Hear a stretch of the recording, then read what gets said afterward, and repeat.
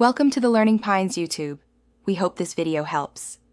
You begin by confirming your current Android security patch level in Settings. Write down the date so you know progress.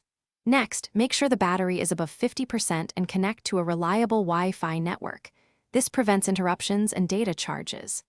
Back up photos and contacts quickly.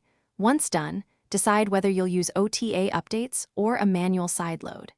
If you plan to sideload, enable developer options now and allow USB debugging. This prepares the phone for advanced tools. You check System Update and download any OTA package.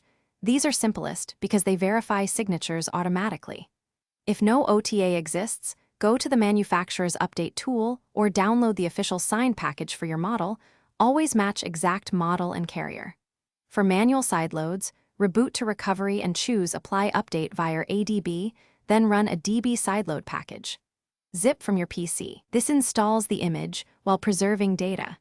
Verify the package you finish by rebooting the device and checking settings about phone to confirm the updated security patch level.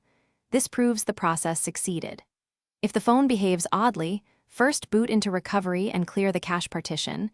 This often fixes post-update glitches without erasing data.